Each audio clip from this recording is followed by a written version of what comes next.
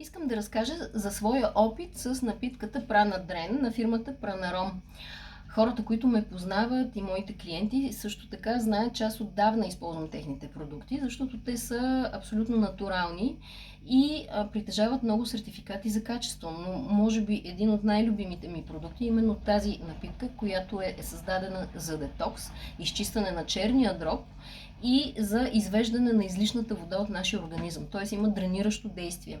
И тези нейни качества се дължат на растителните екстракти и етерични масла, които съдържа в себе си, а именно от магарешки дрън, от чайно дърво, от лютива мента, от розмарин, артишок и всичкото това, цялото това богатство от етерични масла и екстракти са добавени просто в сок от касис и сок от ябълка. И тя затова е много приятна за пиене, тъй като аз не обичам да пия нищо, което не е приятно, дори да е полезно.